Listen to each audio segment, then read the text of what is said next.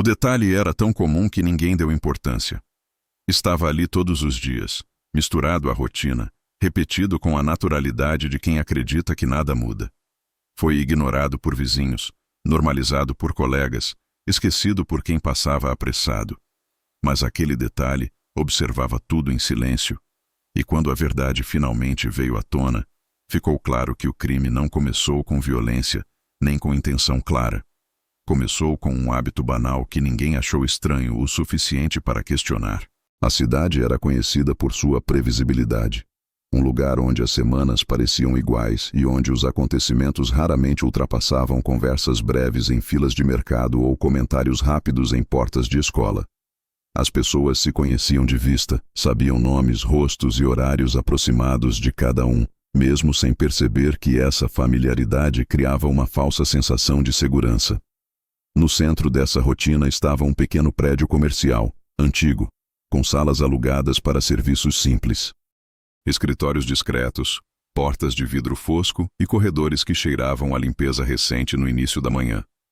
Ali trabalhava Daniel, um homem descrito por todos como correto, pontual e quase invisível.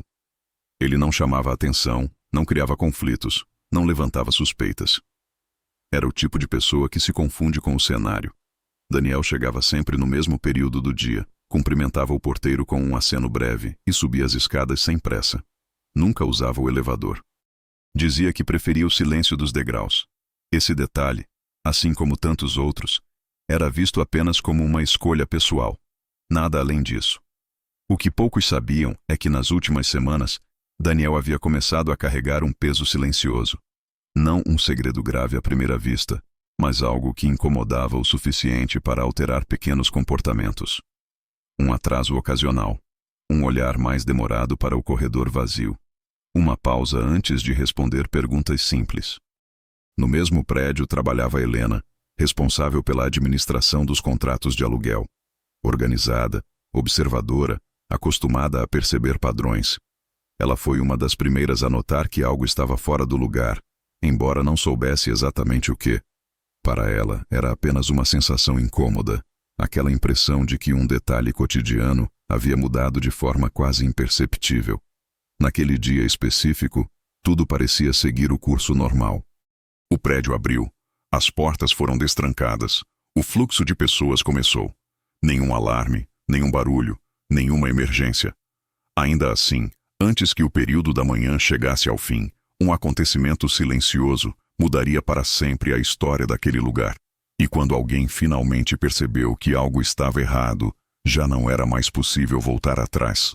O crime não anunciou sua chegada. Ele se revelou pela ausência. Uma sala que não foi aberta. Um telefone que chamou vezes demais sem resposta. Um silêncio prolongado onde antes existia rotina. Foi Helena quem percebeu primeiro. Ao revisar contratos e conferir a ocupação das salas, notou que a porta de Daniel permanecia fechada além do habitual. Não havia bilhete, não havia aviso. Apenas a mesma maçaneta imóvel, refletindo a luz do corredor. A princípio, ninguém se alarmou. A ideia de um atraso parecia suficiente para explicar tudo. Mas à medida que o período avançava e o prédio se esvaziava, a ausência começou a pesar. Helena tentou contato mais uma vez, agora com uma inquietação difícil de disfarçar. O telefone chamou até cair no vazio. Nenhuma resposta. A decisão de abrir a sala não foi imediata. Houve hesitação, conversas baixas, aquela resistência humana em ultrapassar limites invisíveis. Quando finalmente a porta foi destrancada, não houve gritos nem correria. Apenas um choque silencioso. Daniel estava ali, caído atrás da mesa, o corpo imóvel, o rosto voltado para o chão. Não havia sinais evidentes de luta, nada quebrado, nada fora do lugar. As autoridades chegaram pouco depois. O local foi isolado com cuidado. Cada objeto foi observado com atenção, como se pudesse contar sua própria versão dos fatos. A primeira avaliação apontou para uma morte que parecia repentina, um mal súbito, um colapso inesperado. Tudo indicava um evento natural. Ainda assim, algo incomodava os investigadores. Talvez fosse o fato de Daniel estar sozinho em um prédio cheio. Ou a posição do corpo, levemente afastado da cadeira, como se tivesse tentado se levantar. Nada conclusivo, apenas uma sensação incômoda de que aquela cena simples escondia algo mais. As primeiras perguntas surgiram de forma automática. Com quem Daniel falara pela última vez? Se tinha problemas de saúde? Se havia demonstrado sinais de estresse? Colegas foram ouvidos, todos com respostas semelhantes. Ele parecia normal, reservado, como sempre. Um pouco mais calado, talvez, mas nada que justificasse preocupação. Uma pista rapidamente ganhou força. Um colega mencionou que Daniel reclamara recentemente de tonturas. Algo passageiro, segundo ele. Essa informação foi suficiente para consolidar a hipótese inicial. Um problema de saúde ignorado. Um corpo que falhou sozinho, sem interferência externa. A investigação seguiu esse caminho com rapidez excessiva. O relatório preliminar apontava para uma causa natural. O prédio foi liberado. A rotina ameaçava retomar seu curso, como se o acontecimento pudesse ser encaixado em uma explicação simples e confortável. Mas nem todos estavam convencidos. Helena não conseguia afastar a sensação de erro. Havia algo específico que não se encaixava. Um detalhe pequeno demais para ser mencionado naquele momento. Algo que ela via todos os dias, mas que, desde a descoberta, passou a parecer estranho demais para ser ignorado. Ainda assim, aquela pista óbvia foi aceita. E com ela, a investigação parecia prestes a ser encerrada antes mesmo de realmente começar. A sensação de encerramento prematuro incomodava mais do que qualquer pergunta sem resposta. Para os investigadores, o caso parecia simples demais. Um homem solitário, rotina previsível, nenhum histórico conhecido de conflitos. Ainda assim, algo resistia à conclusão fácil. E essa resistência não vinha de provas claras, mas de contradições sutis, quase invisíveis. Os depoimentos começaram a revelar pequenas falhas quando comparados com atenção. Colegas afirmavam que Daniel mantinha hábitos rígidos, sempre chegava no mesmo período, sempre subia pelas escadas, sempre fechava a porta da sala ao entrar. No entanto, naquele dia, ninguém conseguiu afirmar com certeza se o viu entrar. Todos lembravam de vê-lo ali com frequência, mas nenhum relato confirmava sua presença real naquela manhã específica. O porteiro afirmou que Daniel havia passado pelo saguão, mas não soube dizer exatamente quando. Disse apenas que o reconheceu como fazia todos os dias. Essa resposta, aparentemente normal, soou vaga demais quando analisada com calma. Reconhecer alguém por hábito não é o mesmo que lembrar de um momento concreto. Outros funcionários relataram conversas recentes com Daniel. Alguns diziam que ele parecia cansado. Outros afirmavam que estava apenas distraído. As versões não se contradiziam de forma direta, mas não se encaixavam perfeitamente. Era como se cada um estivesse descrevendo uma pessoa diferente, moldada pela própria expectativa. O álibi coletivo do prédio se sustentava em uma crença comum, a de que nada fora do normal acontecia ali. Esse consenso criava uma blindagem psicológica. Se todos acreditavam que o lugar era seguro, qualquer evento estranho precisava ser explicado de forma rápida e confortável. Durante a revisão do local, uma prova chamou atenção pela inconsistência. A sala estava organizada demais para alguém que teria passado mal de forma repentina. Objetos alinhados, papéis empilhados com cuidado, a cadeira posicionada corretamente sob a mesa. Não havia sinais de queda brusca, apenas um corpo deslocado alguns passos além do esperado. Outro detalhe começou a incomodar. O telefone de Daniel estava sobre a mesa, com a tela apagada, mas conectado a uma tomada. Nenhuma chamada recente registrada. Nenhuma tentativa de pedido de ajuda. Para alguém que teria sentido um mal súbito, isso levantava uma pergunta incômoda. Por que não tentar ligar para ninguém? A dúvida cresceu quando foi confirmado que Daniel não tinha histórico médico conhecido que explicasse uma morte repentina. Nenhuma medicação encontrada. Nenhuma consulta recente relatada por familiares. A explicação inicial começava a perder força, mesmo sem ser completamente descartada. Helena foi chamada novamente para depor. Desta vez, ela mencionou o detalhe que antes parecera irrelevante. Um hábito cotidiano que mudara silenciosamente. Daniel havia parado de cumprimentar pessoas no corredor. Não por distração, mas como se evitasse contato. como se quisesse passar despercebido mais do que o normal. Essa observação, isolada, não significava muito, mas somada às outras inconsistências, criava um desconforto crescente. A investigação começava a dar sinais de que havia seguido o caminho errado desde o início.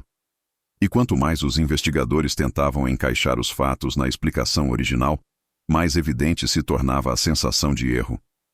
A verdade parecia próxima, mas ainda fora de foco, como algo óbvio demais para ser visto de imediato. O detalhe cotidiano, aquele que todos ignoraram, permanecia ali, esperando o momento certo para mudar tudo. A revelação não veio de um interrogatório intenso nem de uma prova técnica inesperada. Ela surgiu quando alguém decidiu observar o prédio como se o visse pela primeira vez.